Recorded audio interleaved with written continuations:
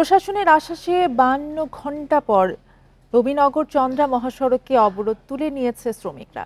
এর আগে সোমবার সকাল 8টা থেকে বুধবার দুপুর 2টা পর্যন্ত বকেয়া পাওনার দাবিতে রাস্তা অবরোধ করে বিক্ষোভ করে বার্ডস গ্রুপের শ্রমিকরা। অবরোধের কারণে নবীনগর চন্দ্রা মহাসড়কে যান চলাচল বন্ধ হয়ে যায়। এতে ঢাকা-রিচা মহাসড়কেও সৃষ্টি হয় দীর্ঘ যানজট। আটকা পড়ে জরুরি পণ্যবাহী গাড়ি সহ অসংখ্য যানবাহন। নিরাপত্তার স্বার্থে আজও শিল্পাঞ্চল আশুলিয়ায় 10টি কারখানায় উৎপাদন বন্ধ রয়েছে। এদিকে একই দাবিতে গাজীপুরের চন্দ্রা এলাকায় ঢাকা-টাঙ্গাইল মহাসড়ক অবরোধ করে বিক্ষোভ করে নায়াগ্রা টেক্সটাইল কারখানার শ্রমিকরা।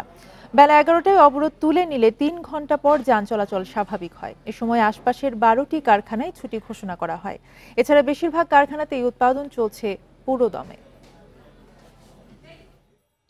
আমাদেরকে একটা আশ্বাস দিছে, মালিক গ্রেপ্তার করছে, আপনাদের পাওনার বিষয়ে যা যা করা দরকার, শ্রমিকদের জন্য যা যা করা দরকার আমরা করব। সেনাবাহিনী যে আশ্বাসটা দিছে আমরা এখন যদি আমরা আমাদের পাওনা দাওনাটা পাই তাইলে আমরা খুশি। সবাই সেনাবাহিনী। শ্রমিক অসন্তোষ পরিস্থিতি সরকার গভীরভাবে পর্যবেক্ষণের পাশাপাশি সংকট সমাধানে সমন্বিতভাবে কাজ করছে বলে জানিয়েছেন শ্রম কর্মসংস্থান সচিব HM শফিকুজ্জামান। বুধবার সকালে সচিবালয়ে শিশু শ্রম প্রতিরোধ নিয়ে আয়োজিত বিতর্ক প্রতিযোগিতায় চ্যাম্পিয়ন ও রানার আপ দলের বিতার্কিকদের সংবর্ধনা প্রদান অনুষ্ঠানে সচিব কথা বলেন সরকার আশা করে দ্রুত সমাধান হবে এবং শ্রম ঘন সংশ্লিষ্ট সবাই যেন শান্ত থাকেন, দায়িত্বশীল হয়। চাকরিসহ বিভিন্ন দাবিতে কিছুদিন ধরে সাভার ও গাজীপুরে বিভিন্ন পোশাক কারখানার শ্রমিকরা আন্দোলন করছেন।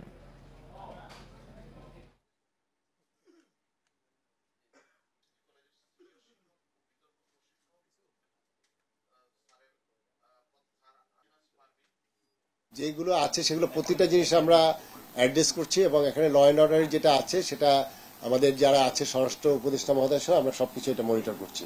আশা করছি যে সবাই শান্ত হবে। আমাদের দেশে উৎপাদনের পরিস্থিতি যেটা দরকার, আমাদের ইকোনমি বাঁচানোর জন্য আমাদের শ্রমিক পক্ষ, মালিক পক্ষ সবাইকে আমরা অনবোর্ড করে আমরা এটা নিরসন করব। সবাই। কুষ্টিয়ায় বাড়ির ছাদ থেকে ফেলে কলেজ ছাত্রকে হত্যার অভিযোগ উঠেছে। মঙ্গলবার রাতে শহরের কোটপাড়া এলাকায় এই ঘটনা ঘটে। জিজ্ঞাসাবাদের জন্য নিহত রুবেল হোসেনের 4 বন্ধুকে আটক করেছে পুলিশ। হত্যার ঘটনা পূর্ব পরিকল্পিত বলে ধারণা করা হচ্ছে। রুবেল কুষ্টিয়া পলিটেকনিক ইনস্টিটিউটের পাওয়ার ডিপার্টমেন্টের 6ষ্ঠ সেমিস্টারের ছাত্র। কোটপাড়া এলাকার একটি 4তলা ভবনের 3য় তলার ছাত্রাবাসে থাকতেন রুবেল। পুলিশ জানায় মঙ্গলবার রাত 10:30টার দিকে ওই ভবন থেকে হাত পাও কাপড় দিয়ে মুখ বাঁধা অবস্থায় নিচে ফেলে দেওয়া হয় তাকে। স্থানীয়রা তাকে উদ্ধার করে কুষ্টিয়া জেনারেল হাসপাতালে ভর্তি করে। পরে উন্নত চিকিৎসার জন্য রাজশাহী মেডিকেলে নেয়ার পথে মারা যান রুবেল হোসেন।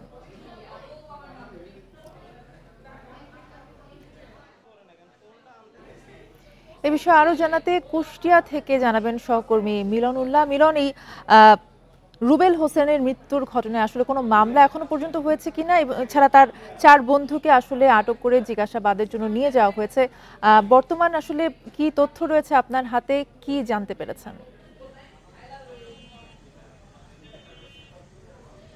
আসলে যেমনটি বলছিলেন, এই যে রুবেলের যে হত্যাকাণ্ড এটি কিন্তু এখনো একটি ধোঁয়াশার ভিতরে রয়েছে। কারণ গত রাত প্রায় 11:15টার দিকে এই ঘটনাটি ঘটে। আমি ঠিক যেখানে দাঁড়িয়ে কথা বলছি এই কুষ্টিয়ার আড়োয়া পাড়ার এই যে 4তলা বিল্ডিং, এই 4তলা বিল্ডিং এর 3 তলাতে কিন্তু এই রুবেল সহ তার 9 জন বন্ধু 3টি রুমে একটি ম্যাচ করে থাকতেন এবং সেই ম্যাচের কিন্তু ম্যানেজারের দায়িত্ব পেয়েছিলেন এই চলতি মাসের রুবেল। এবং তিনি কিন্তু বিকেলবেলায় ম্যাচের হিসাব করেছেন, বাজার করেছেন এবং তার বন্ধুদের সাথে কথা বলেছেন।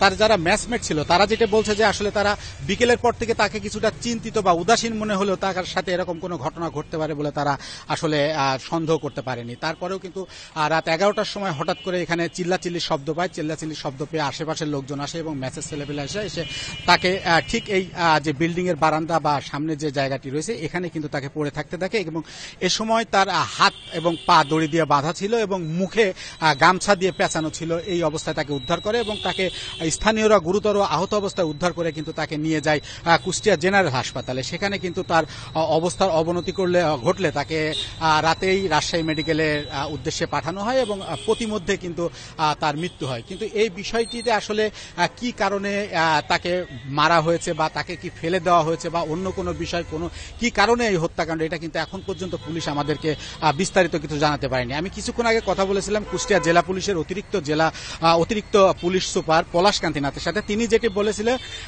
যেটি বলছেন যে আসলে তারা এই ঘটনায় জিজ্ঞাসাবাদের জন্য তার ম্যাচমেট সহ কয়েকজনকে জিজ্ঞাসাবাদ করছেন এবং তারা কিছুটা ক্লু পেয়েছেন, কিন্তু তদন্ত সাপেক্ষে তারা এর বেশি আর কোনো কিছু বলতে রাজি হয়নি। তবে তিনি বলেছেন যে আজকের দিনের ভিতরে হয়তো তারা একটি খবর এই হত্যাকাণ্ডের ঘটনায় কি ঘটেছিল সেটা আমাদেরকে জানাতে পারবে। তো এই ছিল কুষ্টিয়ার কোটপাড়া থেকে আমার কাছে রুবেল হত্যাকাণ্ড নিয়ে সর্বশেষ সংবাদ। সহকর্মী মিলনুল্লাহ জানাচ্ছিলেন কুষ্টিয়া থেকে। সুনামগঞ্জের ধর্মপাশায় বাবা মা ও 4 সন্তান হত্যার কোনো কারণ এখনো জানতে পারেনি পুলিশ। এরই মধ্যে দুর্ঘটনার কারণ অনুসন্ধানে কাজ করছে পিবিআই ও সিআইডি। সকালে দুর্ঘটনাস্থল পরিদর্শন করেছেন জেলা প্রশাসক ডক্টর মোহাম্মদ ইলিয়াস মিয়া। এ সময় অগ্নিদগ্ধ হয়ে নিহত পলি আক্তারের বাবার কাছে আর্থিক সহায়তা তুলে দেন তিনি। এদিকে 6 জনের মৃত্যুর ঘটনায় এলাকায় এখনো শোক আর আহাজারি। মরদেহগুলো ময়না তদন্তের জন্য সুনামগঞ্জ সদর হাসপাতালে নেওয়া হয়েছে। সোমবার রাতে উপজেলার জয়শ্রী ইউনিয়নের সোনামোড়ল হাওরের পশ্চিম পাড়ের শিমের খাল গ্রামে আগুনে দগ্ধ হয়ে মারা যান এমারুল, তার স্ত্রী পলি আক্তার এবং তাদের 4 শিশু সন্তান পলাশ, ফরহাদ, ফাতেমা বেগম ও ওমর ফারুক।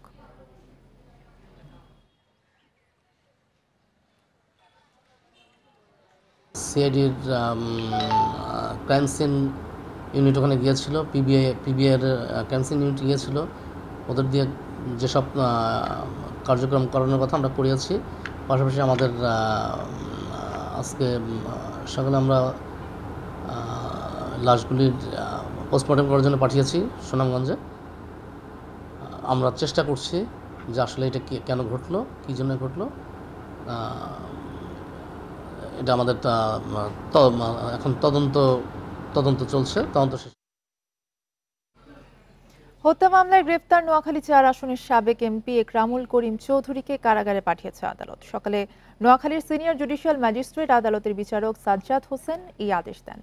এর আগে সকালে তাকে নোয়াখালীর সিনিয়র জুডিশিয়াল ম্যাজিস্ট্রেট আদালতের 1 নম্বর আমলি আদালতে হাজির করা হয়। পরে সুধারাম মডেল থানার একটি হত্যা মামলায় একরামুল করিম চৌধুরীকে কারাগারে পাঠানোর আদেশ দেন আদালত। একরামুলের করিমের বিরুদ্ধে নোয়াখালীর সুধারাম ও সোনাইমুড়ি থানায় 2টি হত্যা মামলায় একটি বিস্ফোরক ও অপহরণ সহ 4টি মামলা রয়েছে। এর আগে মঙ্গলবার রাত 11টার দিকে চট্টগ্রামের খুলশীতে ছেলের বাসা থেকে একরামুল কবির চৌধুরীকে আটক করা হয়। এ সময় তার কাছ থেকে $16,000 সহ নগদ 10 লাখ টাকা পাওয়া যায়।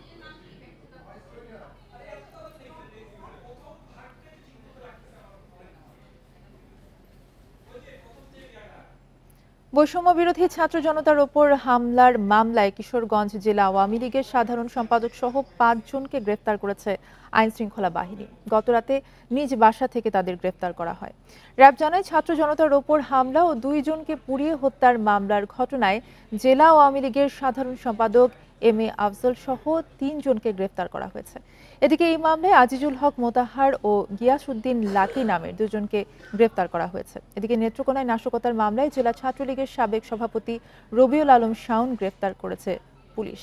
গতরাতে ময়মনসিংহ শহর থেকে তাকে গ্রেফতার করা হয়। এই মামলায় নেত্রকোনা জেলা আওয়ামী লীগের সভাপতি, সাধারণ সম্পাদক ও নেত্রকোনা 2 আসনের সাবেক এমপি আশরাফ আলী খান খসরুকেও আসামি করা হয়েছে।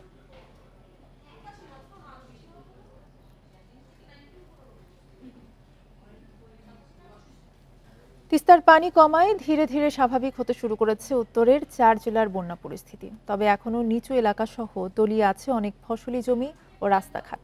এর মধ্যে তীব্র নদী ভাঙনে প্রতিদিন বিলীন হচ্ছে নতুন নতুন স্থাপনা। ভুক্তভোগী পরিবারগুলো আশ্রয় নিচ্ছে রাস্তা, বাঁধ ও ফাঁকা জায়গায়।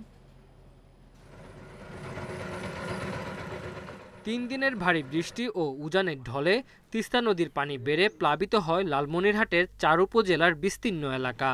তলিয়ে যায় রাস্তাঘাট, ফসলি জমি, রেল লাইন। পানি উঠে ঘরবাড়ি ও বিভিন্ন শিক্ষা প্রতিষ্ঠানে।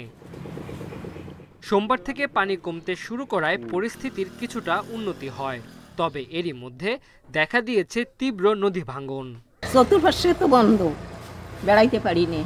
এই যে একটু মানুষের বাড়ি যে কাজ কাম করি খামার, সেটাও তো বন্ধ হয়ে আছে। একটাই দাবি, নদী খনন করুক, নদী গভীরতা করুক, রাস্তাঘাট যারা ভাঙছে সেটা ঠিকঠাক করে দেব। তবে ভাঙন প্রতিরোধে নেওয়া হয়নি কোনো ব্যবস্থা। পানির এই ওঠানামার কারণে আমাদের তিস্তা নদীর বেশ কিছু পয়েন্টে ভাঙন দেখা দিয়েছে। এর মধ্যে উল্লেখযোগ্য হচ্ছে আমাদের মহেশখোসা, গরিবুল্লাপাড়া, বাহাদুরপাড়া, হরিণচরা, খনিয়াগাছ, তাজপুর এবং চীনাতলিতে। এসব তথ্য আমরা ঊর্ধ্বতন দপ্তরে প্রেরণ করেছি। তীব্র ভাঙনের কবলে পড়েছে কুড়িগ্রামের রাজারহাট, উলিপুর, চিলমারী উপজেলার বিভিন্ন এলাকা। গত 3 দিনে এইসব এলাকায় আশ্রয় হারিয়েছে অর্ধশত পরিবার। ঝুঁকিতে আছেন অনেকে। বিকল্প আশ্রয়ের অভাবে ভুক্তভোগী পরিবারগুলো আশ্রয় নিচ্ছে রাস্তা, বাঁধ ও ফাঁকা জায়গায়। 25 থেকে 30টা বাড়ি ইতিমধ্যে নদীগর্ভে বিলীন হয়ে যায়। আরও কমপক্ষে 50 থেকে 100টি বাড়ির মতো ঝুঁকিপূর্ণ অবস্থায় আছে। 3 দিন থেকে এখানে ভাঙতেছে, মোটামুটি খুবই ভাঙতেছে, যা কোনো কাজও হবার আছে না। ভাঙন ঠেকাতে পানি উন্নয়ন বোর্ডের দিকে তাকিয়ে থাকলেও মিলছে না তেমন সাড়া। বাঁধ বা আমাদের প্রোটেক্টিভ ওয়ার্ড অথবা সরকারি গুরুত্বপূর্ণ কোনো স্থাপনা, শুধুমাত্র আমরা সেগুলোতে জরুরি বাজেট থেকে কাজ বাস্তবায়ন করে থাকি। এর বাইরে কাজগুলো করতে গেলে আমাদের বাজেট বরাদ্দ পেতে হয়। এসব এলাকায় শুধু নদী ভাঙনই নয়, বিভিন্ন ফসলের ক্ষতি হওয়ায় বিপাকে পড়েছেন অসংখ্য পরিবার। Tanzil Hasnat, independent news. বন্যা ভাঙন পরিস্থিতি নিয়ে জানাতে রংপুর ও কুড়িগ্রাম থেকে যুক্ত হচ্ছেন সহকর্মীরা। শুরুতেই রংপুর থেকে জানাবেন সহকর্মী নজরুল ইসলাম। নজরুল, তিস্তার পানি কমে যাওয়ায় বন্যা পরিস্থিতি কিছুটা স্বাভাবিক হতে শুরু করেছে, পাশাপাশি কিন্তু আবার তীব্র নদী ভাঙনে ভোগান্তি বেড়ে গেছে জনজীবনে। এই নদী ভাঙন রোধে আসলে কোনো ব্যবস্থা কি নেওয়া হয়েছে? দেখুন, এখন পর্যন্ত কোনো ব্যবস্থার উদ্যোগ কিন্তু আমরা দেখিনি। আপনারা নিশ্চয়ই দেখছেন যে তিস্তা যে ভাঙন, এখানে কিন্তু আমরা দেখেছি যে শুধু কয়েকটি জিও ব্যাগ দিয়ে কিন্তু এই ভাঙন রোধ করার চেষ্টা করছে। আমি যদি একটু দেখাই যে এইটি কিন্তু একটা বসত বাড়ি ছিল, এখানে প্রায় 7-8টি বাড়ি ছিল, সেটি কিন্তু এখন নদীগর্ভে বিলীন হয়ে গেছে। বাকি বাড়িগুলো কিন্তু তারা এখান থেকে সরে নিয়ে উঁচু স্থানে গেছেন এবং সেটি যে জায়গাগুলো গিয়েছে সেটি কিন্তু রাস্তা এবং কোনো স্থানে আর কি তারা স্থান নিয়েছেন। এখানকার মানুষ যারা রয়েছেন তারা যেমনটা বলছিলেন যে এই বাড়িগুলো কিন্তু ছিল তিস্তার এখান থেকে প্রায় 2 কিলোমিটার দূরে, সেখান থেকে সাড়ে আস্তে যে এখন রাস্তায় চলে গেছে। এই বাড়িগুলো কিন্তু এ পর্যন্ত তারা 9 বার এখান থেকে সরে নিয়েছে, কিন্তু 9 বার সরার পরে কিন্তু তাদের উদ্যোগ গ্রহণ করা হয়নি কেন পানি উন্নয়ন বোর্ড কিংবা এখানকার স্থানীয় চেয়ারম্যান কিংবা মেম্বার কেউ না। তবে এখানকার যিনি সংসদ সদস্য ছিলেন তৎকালীন, তখন কিন্তু তারা একটা উদ্যোগ গ্রহণ করেছিলেন মানববন্ধন বিক্ষোভ করে যে মহাপরিকল্পনা বাস্তবায়নের জন্য, সেটি কিন্তু একদম মুখ থুবড়ে পড়েছে, সেটিও কিন্তু হয়নি। এই মহাপরিকল্পনা বাস্তবায়ন যদি হয়ে যায় তাহলে হয়তো বা এই জায়গার মানুষের কিছুটা হলেও তাদের দুর্ভোগ আর কিছুটা কমে যাবে, কিন্তু তারপরে কিন্তু এটি হচ্ছে না। আপনি নিশ্চয়ই জানেন যে এখানে রাস্তা ছিল, কয়েকটি রাস্তা কিন্তু ভেঙে যেতে যেতে এখন শুধু 800 কিলোমিটার রাস্তা আছে। এখান থেকে ব্রিজ অর্থাৎ মহিপুর তিস্তা ব্রিজ কিন্তু কাছাকাছি। এইটি যদি আরও যদি পানি কমতে থাকে কিংবা এই ভাঙন যদি রোধ করা না হয় তাহলে একেবারেই ব্রিজের কাছেই চলে যাবে এই ভাঙন। এরপরে কিন্তু আরও কিছু বসত বাড়ি আছে, সেটিও কিন্তু নদীগর্ভে বিলীন হয়ে যাবে। বিলীন হয়ে গেছে কিন্তু আপনি নিশ্চয়ই দেখছেন যে কিছু ধান ক্ষেত, এখানকার যে সবজি ক্ষেত, এটি কিন্তু বিলীন হয়ে গেছে। গাছপালা সহ কিন্তু বিভিন্ন ধরনের আসবাবপত্র কিন্তু বিলীন হয়ে গেছে। এই বিলীনের পথে কিন্তু এখন পর্যন্ত আমরা দেখেছি যে রাস্তা যা চলাচলের রাস্তা ছিল, মানুষের যে দুর্ভোগ সেটি কিন্তু গেছে। আমরা কিন্তু কয়েকবার কিন্তু এই রাস্তা দিয়ে আসা যাওয়া করছি, দেখেছি এখানে কিন্তু অনেক রাস্তা ভাঙন সৃষ্টি হয়েছে। বিভিন্ন জায়গা থেকে কিন্তু আমরা দেখেছি ভেঙে যাচ্ছে নদীগর্ভে। এখানকার যারা স্থানীয় লোক রয়েছেন তারা বলছেন যে প্রায় 20 থেকে 30টি বাড়ি কিন্তু কয়েকদিনের মধ্যে কিন্তু এটি বিলীন হয়ে গেছে। তারা বলছেন যে গত কয়েকদিনে কিন্তু তারা বিলীন হয়ে গেছে, এই তারপরে বাড়িগুলো সরে নিয়ে গেছেন। তারা কিন্তু বিপাকে পড়েছে শুধু গবাদি পশু সহ শিশু বাচ্চাদের নিয়ে। তাদের কিন্তু পানি যে অর্থাৎ বিশুদ্ধ পানি খাবার অভাব কিন্তু রয়েছে। তারা এখন পর্যন্ত অনেকে দেখেছি যারা কিন্তু বিভিন্ন রোগ বালাই নিয়ে হাসপাতালেও তারা ভর্তি আছেন। এখানে কিছুক্ষণ আগে কয়েকজনের সঙ্গে কথা হয়েছে, তারা বলছেন যে তাদের 3টি সন্তান রয়েছে, সেই সন্তানগুলোকে তারা মেডিকেলে ভর্তি করেছেন। তাদের ডায়রিয়া সহ বিভিন্ন রোগে তারা আক্রান্ত হয়েছেন এই পানিবাহী রোগের কারণে। কারণ আপনি জানেন যে কয়েকদিন আগে যে তীব্র বন্যা হয়েছিল, এই বন্যার পানি কিন্তু এইসব রাস্তাঘাটে উঠে গিয়েছিল। এখানে পানি যে গতিবেগ ছিল অনেকটাই বেশি, অর্থাৎ 33 সেন্টিমিটার কিন্তু উপর দিয়ে বিপদসীম দিয়ে কিন্তু প্রবাহিত হয়েছে। তো সব মিলে দেখা যাচ্ছে এখন পর্যন্ত কিন্তু আমরা যেটা দেখেছি যে বন্যার যে ভয়াবহ ভাঙন, এটি রোধ করার কোনো উদ্যোগ গ্রহণ করেনি। আজকেও কিন্তু কয়েকজন মানববন্ধন করেছে এই মহাপরিকল্পনা বাস্তবায়নের কারণ জন্য। আমরা দেখেছি যে বৈষম্য ছাত্রবিরোধী আন্দোলনের নেতারাও কিন্তু তারা এসেছিল মহাসড়কে, তারা মানববন্ধন করেছে, কিন্তু এই উদ্যোগ কিন্তু কবে নাগাদ হবে এটি কিন্তু কেউ বলতে পারছেন না। তবে সব মিলে দেখা যাচ্ছে এই ভাঙন রোধ যদি কিছুদিনের মধ্যে না করা হয়, অতি দ্রুত যদি না করা হয়, তাহলে আরও কিছু ক্ষয়ক্ষতি হবে, এটি আশঙ্কা করছেন স্থানীয় এলাকার লোকজন। নজরুল ইসলাম, আপনি থাকবেন আমাদের সাথে। আমরা একটু কুড়িগ্রামের খবর জানবো। সহকর্মী আব্দুল খালেক আছেন সেখানে। খালেক, কুড়িগ্রামের বিভিন্ন এলাকাও কিন্তু তীব্র ভাঙনের কবলে পড়েছে, সেখানকার বিভিন্ন পরিবার কিন্তু অনেক ঝুঁকিতে রয়েছে, সেখানকার সবশেষ পরিস্থিতি জানাবেন। যে আপনি যেমনটি বলছিলেন, পানি কিন্তু কমার সঙ্গে সঙ্গেই বিভিন্ন স্পটে ভাঙন তীব্র আকার ধারণ করেছে। গত কয়েকদিনে আমরা দেখেছি যে রাজারহাট উপজেলার গতিয়াশাম, কিতাবকা, কিতাবকা সহ বেশ কিছু গ্রামে এই ভাঙনের তাণ্ডব চলছে এবং সেখানে 50 থেকে 60টি পরিবার ইতিমধ্যেই তারা ভাঙনের শিকার হয়ে বিভিন্ন জায়গায় চলে গেছে এবং 100 পরিবার এখনো ঝুঁকির মধ্যে আছে এবং তাদের ঘর বাড়ি নিয়ে তারা খুব দুশ্চিন্তায় রয়েছে। পাশাপাশি ওখানে ফসলি জমি আমরা দেখেছি যে বেশ কিছু ফসলি জমি ইতিমধ্যেই নদীগর্ভে বিলীন হয়েছে। পাশাপাশি উলিপুর উপজেলার বেগমগঞ্জ ইউনিয়নে আমরা ধরলার ভাঙনে দেখেছি যে 3 থেকে 4 দিনের মধ্যে প্রায় 200 পরিবার সেখানে গৃহহীন হয়েছে এবং সেখানে একটি কমিউনিটি ক্লিনিক ইতিমধ্যে নদীগর্ভে বিলীন হয়েছে। বন্যা আশ্রয় কেন্দ্র এবং স্কুল এগুলো কিন্তু একদম বিলীনের মুখে রয়েছে। পাশাপাশি বেশ কিছু আবাদি জমি সেখানেও কিন্তু বিলীন হয়েছে। তো সব মিলে যে ভাঙন চলছে এবং যে সতর্কবার্তা দেওয়া হয়েছে আবহাওয়া অফিস থেকে, তাতে বলা হচ্ছে যে আগামী 24 ঘন্টায় ধরলা, দুধকুমার এবং তিস্তার পানি কমবে। তবে এরপরে কিন্তু ব্রহ্মপুত্রের পানি বাড়ার আশঙ্কা আছে। সেখানে ব্রহ্মপুত্রের বিস্তীর্ণ এলাকা জুড়ে আপনি জানেন যে চরাঞ্চল রয়েছে এবং চরগুলোতে এখন কিন্তু ভাঙন আতঙ্ক বিরাজ করছে। পানি বাড়লে সেখানে ভাঙন দেখা দিবে। প্রায় 40 থেকে 50টি স্পটে এই যে ভাঙন প্রবণতা সেটি দূর করার জন্য কিন্তু পানি উন্নয়ন বোর্ডের পক্ষ থেকে কার্যকর ব্যবস্থা গ্রহণ করা হচ্ছে না। তারা বলছেন যে তাদের অর্থ বরাদ্দ নেই এবং গুটি কয়েক স্কুল, বন্যা নিয়ন্ত্রণ বাঁধ এবং বাজার রক্ষার জন্য কিছু এলাকায় তারা জিও ব্যাগ ফেলছে এবং অন্যান্য এলাকায় অর্থ বরাদ্দ না পাওয়ার কারণে তারা কিন্তু কোনো ব্যবস্থা নিতে পারছে না।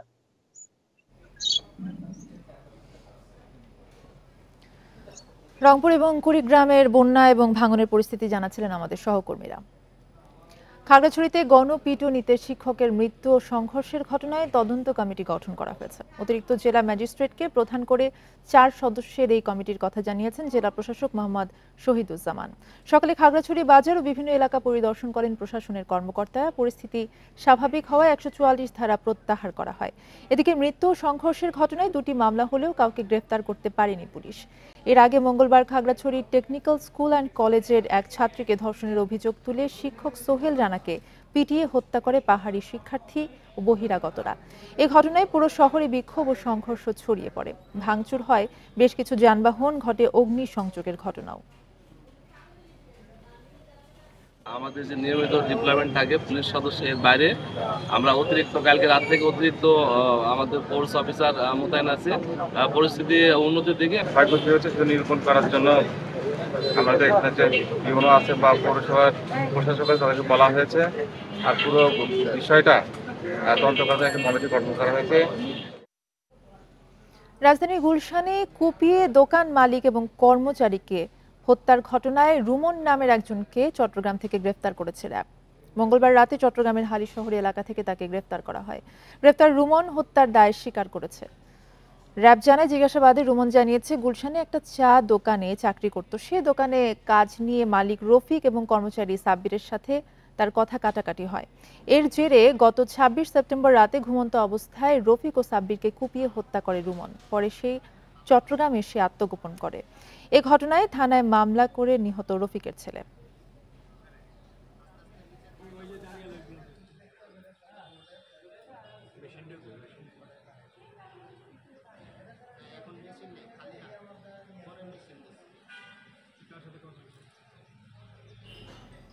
গাজীপুরের শহীদ তাজউদ্দিন আহমেদ মেডিকেল কলেজ হাসপাতালে লিফট দুর্ঘটনায় আবারও এক রোগীর স্বজনের মৃত্যুর অভিযোগ উঠেছে। গতরাত হাসপাতালের শিশু ওয়ার্ডে এই দুর্ঘটনা ঘটে। নিহত স্বজনরা জানান, সন্তানকে নিয়ে হাসপাতালে ভর্তি হন জাহিদুল ইসলাম। মঙ্গলবার রাত 11:30টার দিকে 10 তলা থেকে নিচে নামার জন্য লিফটের বাটনে চাপ দেন। এ সময় লিফট না আসলেও দরজা খুলে যায়।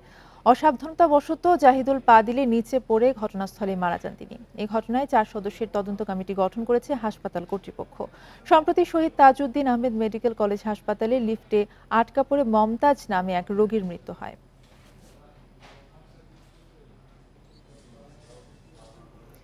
ব্যবসায়ীরা সঠিকভাবে শুল্ক ও কর দিলে রাজস্ব ঘাটতির শঙ্কা নেই বলে জানিয়েছেন জাতীয় রাজস্ব বোর্ডের চেয়ারম্যান আব্দুর রহমান খান। সকালে চট্টগ্রাম কাস্টমস হাউস কর্মকর্তাদের সঙ্গে বৈঠক শেষে সাংবাদিকদের কথা বলেন তিনি। পরে বন্দর কর্তৃপক্ষের সঙ্গে মত বিনিময় করেন। বলেন, সার্ভার জটিলতা নিরসনে অটোমেশন কার্যক্রমকে আরও কার্যকর করা হবে। এছাড়া আমদানি রপ্তানির ক্ষেত্রে শুল্ক জালিয়াতির ঘটনাগুলো অধিকতর তদন্ত করে ব্যবস্থা নেওয়া হবে। দায়িত্ব নেওয়ার পর এটি তার চট্টগ্রামে প্রথম সফর। আপনারা ব্যবসায়ীরা আপনাদের যে ন্যায্য যে ট্যাক্সটা আসে সেটা প্রপারলি হিসাব করে আপনারা রাষ্ট্রীয় কোষাগারে জমা দিবেন এবং আমাদের যে চ্যালেঞ্জ আছে সেই চ্যালেঞ্জ থেকে আপনারা আমাদেরকে উদ্ধার করবেন। শুধু রাজধানী ও এর আশপাশেই নয়, ডেঙ্গুর প্রকোপ ছড়িয়ে পড়েছে বিভিন্ন জেলাতেও। এরই মধ্যে কয়েক জেলায় আক্রান্ত হয়ে মৃত্যুর ঘটনাও ঘটেছে। মশক নিধন কার্যক্রমে স্থবিরতা ও সচেতনতার অভাবে ডেঙ্গু তীব্র আকার ধারণ করেছে বলে জানিয়েছেন জনস্বাস্থ্য বিশেষজ্ঞরা। যশোরে এ পর্যন্ত মোট 433 জনের ডেঙ্গু শনাক্ত হয়েছে, যার অর্ধেকই শনাক্ত হয়েছে গত মাসে। এ সময়ে আক্রান্ত হয়ে মারা গেছেন 2 জন। পরিস্থিতি উত্তরণে মশক নিধন কার্যক্রম শুরু করেছে জেলা প্রশাসন। ময়মনসিংহ মেডিকেল কলেজ হাসপাতালে চিকিৎসাধীন 2 রোগীর মৃত্যু হয়েছে। একই সময়ে নতুন ভর্তি হয়েছে 14 জন। আক্রান্ত রোগীর সংখ্যা বৃদ্ধি পাওয়ায় হাসপাতালে আইসোলেশন ওয়ার্ড চালু করা হয়েছে। ডাক্তার দেখানোর পরে আমার পজিটিভ আসার পরে আমি ভর্তি হই। ওরা টেস্ট করে দেখে পজিটিভ, ওইখান থেকে এখানে আনা হয়েছে। এখান থেকে আনার পরে এখানে আমি আপাতত ভর্তি আছি। রাজশাহীতে চলতি মৌসুমে এ পর্যন্ত ডেঙ্গুতে আক্রান্ত হয়েছে 224 জন। এদের মধ্যে মারা গেছেন 2 জন। প্রতিদিনই হাসপাতালে আসছে নতুন রোগী। আক্রান্তদের চিকিৎসায় সর্বোচ্চ প্রস্তুতি নেওয়ার কথা জানিয়েছেন কর্তৃপক্ষ। বিশেষজ্ঞ চিকিৎসক দলের সমন্বয়ে ডেঙ্গু স্পেশাল টিম গঠন করা হয়েছে। তো তাদেরকে আমরা সর্বাত্মক সেবা দিচ্ছি। 50 বেডের একটি ডেডিকেটেড ডেঙ্গু ওয়ার্ডও গঠন করা হয়েছে। ডেঙ্গু রোগীকে আমরা সেখানে রেখেই সেবা প্রদান করছি। ঢাকার দুহার উপজেলাতেও ছড়িয়ে পড়েছে ডেঙ্গু।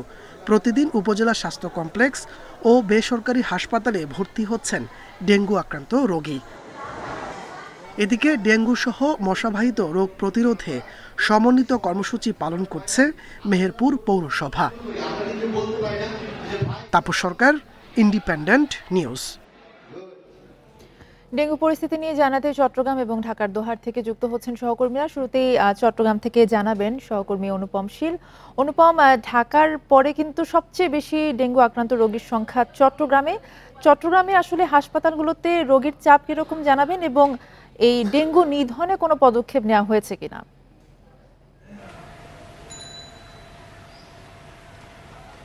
চট্টগ্রামে যদি গতকালকে এবং আজকে অর্থাৎ অক্টোবর মাসের প্রথম 2 দিনের কথা বলি, ইতোমধ্যে 90 জনের মতো চট্টগ্রামে সরকারি হিসেবে ডেঙ্গু আক্রান্ত হয়েছে এবং সবচেয়ে এই বছরে সবচেয়ে বেশি এখনো পর্যন্ত ডেঙ্গু আক্রান্ত হয়েছে গত মাসে, অর্থাৎ 907 জন। তবে আতঙ্কটি হচ্ছে এই জায়গায় যে এর আগের মাসে অর্থাৎ আমরা যদি আগস্ট মাসের কথা বলি তাহলে সেক্ষেত্রে মাত্র 202 জন এবং পুরো মাসে মিলে চট্টগ্রামে ডেঙ্গু আক্রান্ত রোগী ছিল। সেখান থেকে 1 লাফে 907 জনে উঠে গেছে সেপ্টেম্বর মাসে, এবং এটি একটি আতঙ্কের বিষয়। এবং ইতিমধ্যে আজকে এবং গতকালকে মিলে 90 জনের মতো আক্রান্ত হয়েছে। চিকিৎসকরা বলছেন যে এই মুহূর্তে চট্টগ্রাম মহানগরীতে পুরো জেলায় 3টি হটস্পট ইতিমধ্যে তারা চিহ্নিত করেছে স্বাস্থ্য বিভাগ। এর মধ্যে বাকলিয়া, বায়েজিদ এবং কোতোয়ালি, এই 3টি থানায় সবচেয়ে বেশি আক্রান্ত হচ্ছে। বিশেষজ্ঞরা যেটি বলছেন যে এই সমস্ত হটস্পটগুলো যেগুলো চিহ্নিত হচ্ছে সেখানে 3 ধরনের উদ্যোগ নেওয়া দরকার। তার মধ্যে মশা যারা ইতিমধ্যে আক্রান্ত হয়েছেন তাদের বা যে বাড়িঘরগুলোর মানুষজন আক্রান্ত হয়েছেন সেখানে আশেপাশে যত মশা আছে সেগুলো মেরে ফেলা, মশার উৎপত্তি স্থলগুলোকে ধ্বংস করা, পাশাপাশি মশার যে লার্ভাগুলো তৈরি হচ্ছে সেগুলো ধ্বংস করা। এই কাজটি করার কথা প্রথমত চট্টগ্রাম সিটি কর্পোরেশন, কিন্তু আমরা দেখছি যে গত চলতি বছর আসলে খুব একটা তৎপরতা সিটি কর্পোরেশনের ইতিমধ্যে লক্ষ্য করা যাচ্ছে না, অন্তত মশক নিধন বিষয়ে। সিটি কর্পোরেশন কর্তৃপক্ষ যেটি বলছেন যে তারা চেষ্টা করছেন, বিশেষ করে সাম্প্রতিক সময়ে বিভিন্ন রাজনৈতিক অস্থিরতার কারণে সিটি কর্পোরেশনের বিভিন্ন ওয়ার্ড অফিসগুলোতে অবকাঠামোগত ক্ষয়ক্ষতি হয়েছে, সে কারণে তাদের। জি অনুপম, আপনি আমাদের সাথেই থাকবেন। আমরা একটু দোহারের খবর জানবো সহকর্মী শামীম আরমানের কাছ থেকে। শামীম, আমরা চট্টগ্রামের খবর শুনছিলাম, দোহারেও কিন্তু ডেঙ্গু সংক্রমণ হচ্ছে এবং ছড়িয়ে পড়েছে, সেখানকার বর্তমান পরিস্থিতি জানাবেন। আপনি যেমনটা বলেছেন যে আমি সকালে কিন্তু জানিয়েছিলাম যে ঢাকার দুয়ারে কিন্তু সারা দেশের মতো ডেঙ্গু প্রকোপ সেটা কিন্তু ছড়িয়ে পড়েছে। ইতিমধ্যেই আমাদের আমরা যে হিসাব পেয়েছি তা হচ্ছে জানুয়ারি থেকে সেপ্টেম্বর মাস পর্যন্ত 122 জন মাসে কিন্তু সেখানে 24 জন, যেখানে 26 জন সেখানে আক্রান্ত হয়েছে। এছাড়া কিন্তু গতকাল 4 জন আক্রান্ত ছিল এবং আজকে নতুন করে কিন্তু আরো 2 জন আক্রান্ত হয়ে এখানে ভর্তি হয়েছে। আমি আরেকটু বিষয় আপনাকে একটু জানাতে চাই যে যেই ওয়ার্ডটাতে রয়েছে এই ওয়ার্ডে কিন্তু মোট 6 জন রয়েছে ডেঙ্গু আক্রান্ত হয়ে, এবং এছাড়া অন্যান্য রোগের তারা আক্রান্ত হয়েছে। তবে ডেঙ্গু যখন সারা দেশে যখন মারাত্মক আকার ধারণ করেছে ঠিক তখন রাজধানীর পার্শ্ববর্তী ঢাকার শহরে ডেঙ্গু আক্রান্ত হওয়ার পর মানুষের ভিতরে কিন্তু বিশেষ করে যে অনেক বলা যায় যে অনেক তাদের একটা টেনশন বেড়ে গেছে যে ডেঙ্গু কেন এভাবে মারাত্মক আকার ধারণ করলো। কিন্তু স্বাস্থ্য বিভাগ যেমনটা জানিয়েছেন যে ডেঙ্গুর একমাত্র মারাত্মক আকার যে ধারণ করার একটাই কারণ, তা হচ্ছে মানুষের ভিতরে সচেতনতার অভাব। প্রত্যেকটা মানুষ যদি সচেতন হয় এবং তার বাড়ির আঙ্গিনা থেকে শুরু করে সব পরিষ্কার পরিচ্ছন্নতা রাখে এবং সবকিছু সম্পর্কে একটু অবগত হয়, তাহলে কিন্তু এই ডেঙ্গুর প্রকোপ আকার ধারণ থেকে অনেকটা মুক্তি পাবে। আমি দোহার উপজেলা স্বাস্থ্য কর্মকর্তা ডাক্তার মোহাম্মদ জসিমউদ্দিন তার সাথে কথা বলেছি। তিনি আমাকে যেমনটা জানিয়েছেন যে এই ব্যাপারে কিন্তু তারা একটি মিটিং করেছেন এবং আজকে যখন সংবাদ যখন ইন্ডিপেন্ডেন্টে যখন প্রচার হয় তারপর কিন্তু দোহার উপজেলা নির্বাহী কর্মকর্তা ইলোরা ইয়াসমিন এবং এখানে যে পৌরসভা যে প্রশাসক রয়েছেন, পাশাপাশি স্বাস্থ্য কর্মকর্তার সমন্বয়ে তারা একটা মিটিং করেছেন এবং সেখানে এই বিষয়টাকে গুরুত্বের সাথে তুলে ধরা হয়েছে এবং তারা আগামীকাল থেকে পৌরসভার মাধ্যমে এই ডেঙ্গু প্রতিরোধে তারা মাঠে তীব্রভাবে তারা কাজ করবে, এমনটা কিন্তু আমাকে স্বাস্থ্য কর্মকর্তা জানিয়েছেন। এবং উপজেলা নির্বাহী কর্মকর্তা ইলোরা ইয়াসমিন তিনি আমাকে এমনটাই ফোনে জানিয়েছেন। মাধ্যমে আসলে এই ডেঙ্গু প্রকোপ আসলে নিধন সম্ভব, নিরসন সম্ভব। আপনাদের দুজনকে ধন্যবাদ। চট্টগ্রাম এবং ঢাকার দোহার থেকে জানাচ্ছিলেন সহকর্মীরা। আজ মহালয়া, মন্দির মণ্ডপে ধ্বনিত মহামায়ার আগমনী বার্তা। এর মধ্য দিয়ে সূচনা দেবী পক্ষের শুরু দুর্গাপূজার ক্ষণগণনা। দিনটি উপলক্ষে ঢাকেশ্বরী জাতীয় মন্দিরে কল্পারম্ভে ছিল দেবীর আবাহন। দুর্গত নাসিনীর কাছে সব অরাজকতা অস্থিরতা ঘুচিয়েছিল শান্তি প্রতিষ্ঠার প্রার্থনা।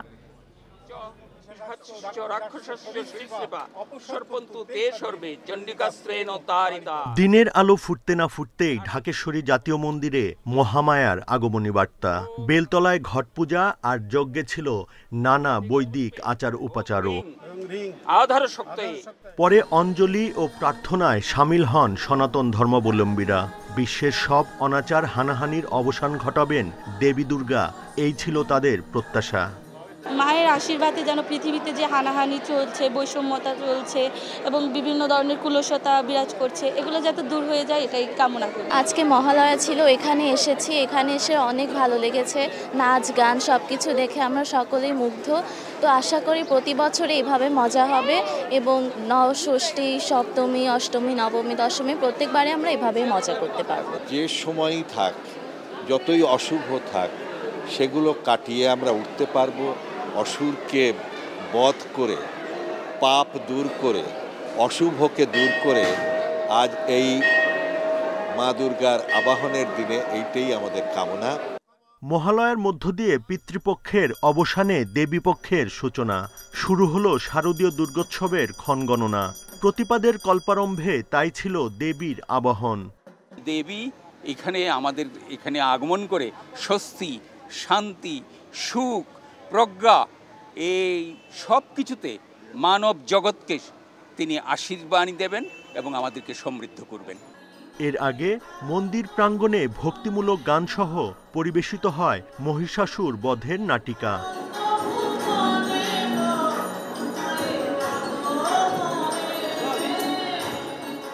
রাজধানীর পাশাপাশি দেশের প্রায় সব বড় মণ্ডপ মন্দিরেও হয়েছে দেবীর আবাহন। বরিশাল, সিলেট, সিরাজগঞ্জ ও নারায়ণগঞ্জে মহালয়া নিয়ে আয়োজন ছিল নজরকাড়া। ৯ অক্টোবর মহাষষ্ঠীর মধ্য দিয়ে শুরু হচ্ছে দুর্গাপূজা। ১১ অক্টোবর মহা অষ্টমী আর নবমী দশমীর আনুষ্ঠানিকতা শেষে বিসর্জনের মধ্য দিয়ে দুর্গোৎসবের ইতি ঘটবে ১২ অক্টোবর। এবার দোলায় চেপে মর্তে আসছেন মহামায়া। এতে আছে রোগ, দুর্যোগ, প্রাণহানির শঙ্কা। গমন আসছে বলে দেখা দিতে পারে অরাজকতা ও অস্থিরতা। Buddhadeb Kundu, independent news, Dhaka. শারদীয় দুর্গোৎসব উপলক্ষে পিরোজপুরের বিভিন্ন পূজা মণ্ডপ পরিদর্শন করেছেন র্যাব ৮-এর সিইও আরাফাত ইসলাম। পরে আখড়াবাড়ি মন্দিরে পূজা উদযাপন পরিষদের নেতৃবৃন্দের সাথে মতবিনিময় করেন। এ সময় তিনি বলেন, বাংলাদেশের তৃতীয় বৃহত্তম ধর্মীয় উৎসব শারদীয় দুর্গোৎসব আমরা অত্যন্ত আনন্দপূর্ণ এবং নির্বিঘ্নভাবে সম্পন্ন করতে পারব। অসাম্প্রদায়িক বাংলাদেশের চেতনায় উজ্জীবিত হয়ে এবার দুর্গা উৎসব সুন্দরভাবে সম্পন্ন হবে বলেও আশা করেন তিনি। যে বাংলাদেশের যে চেতনা, সেই চেতনাকে উজ্জীবিত করে আমরা এইবারের যে দুর্গাপূজা উৎসব সেই দুর্গাপূজা উৎসবটি আমরা সুন্দরভাবে সুসম্পন্ন করতে পারব। নানা সমস্যায় জর্জরিত বরিশালের বক্ষব্যাধি হাসপাতাল ও ক্লিনিক। সম্প্রতি হাসপাতালটির কিছুটা সংস্কার করা হলেও জরাজীর্ণ হয়ে পড়ে আছে পাশেই থাকা ক্লিনিকটি। হাসপাতাল এবং ক্লিনিকে প্রয়োজনীয় জনবল না থাকায় ব্যাহত হচ্ছে চিকিৎসা সেবা। শয্যা সংখ্যার তুলনায় রোগী বেশি, এটি সাধারণ চিত্র দেশের বেশিরভাগ হাসপাতালে। তবে বিপরীত পরিস্থিতি বরিশাল বক্ষব্যাধি হাসপাতালে। ২০ শয্যার হাসপাতালে রোগী ভর্তি অর্ধেকের কম। সম্প্রতি হাসপাতালটি সংস্কার হলেও পর্যাপ্ত জনবল না থাকায় প্রত্যাশিত সেবা মিলছে না।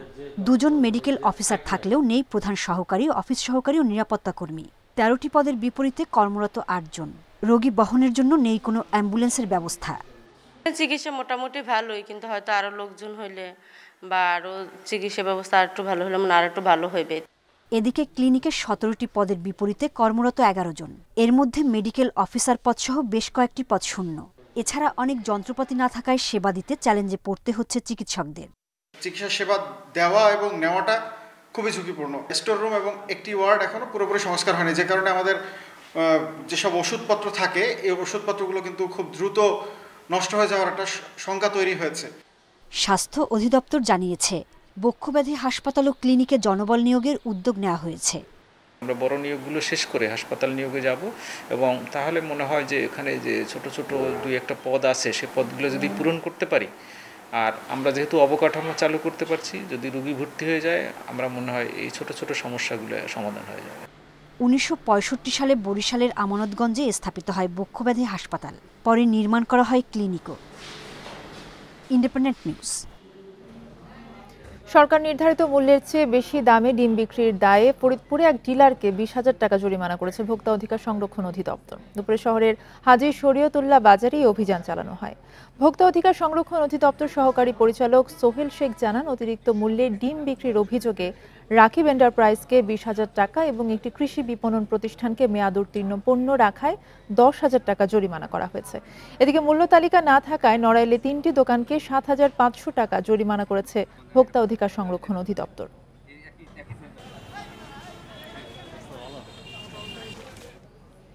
নানা আয়োজনে গোপালগঞ্জে পালিত হয়ে গেল বিশ্ব শিশু দিবস। এ উপলক্ষে মুকসুদপুর উপজেলার সুরপি শালিনা বক্সা উচ্চ বিদ্যালয় মাঠে হয় আলোচনা সভা। এতে প্রধান অতিথির বক্তব্য রাখেন মুকসুদপুর উপজেলা নির্বাহী কর্মকর্তা আজিজুর রহমান। এ সময় বক্তারা বিশ্বের সব শিশুদের সঠিক অধিকার দেওয়ার আহ্বান জানান। ফিলিস্তিনি শিশুদের ওপর যে হত্যাকাণ্ড ও নির্যাতন চলছে তা বন্ধেরও দাবি জানানো হয়। অনুষ্ঠানে ৫,০০০ শিশু কিশোর অংশগ্রহণ করে।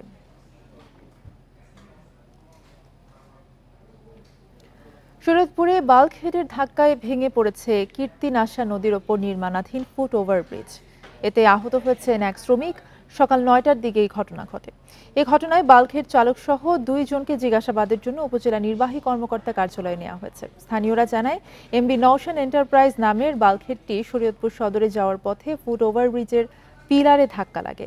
এ সময় ওভারব্রিজের মাঝের অংশ ভেঙে পড়ে। ১,৮,০০,০০০ টাকা ব্যয়ে গত মে মাসে ১০০ মিটার এই ফুট ওভারব্রিজের কাজ শুরু হয়।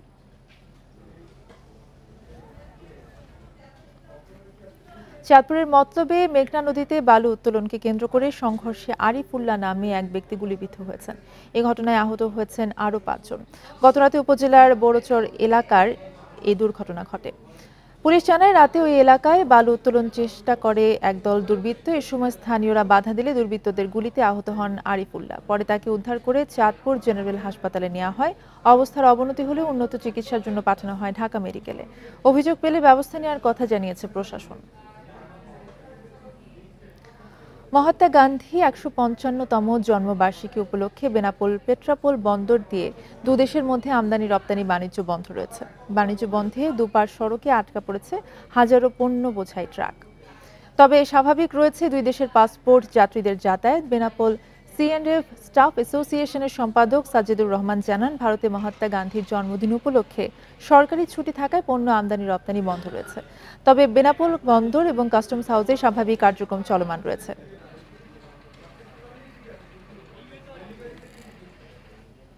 এই ছিল এখনকার সংবাদে। ইন্ডিপেন্ডেন্ট টেলিভিশনের আরো খবর জানতে চোখ রাখুন ফেসবুক, ইউটিউব এবং ইনস্টাগ্রামে। ধন্যবাদ।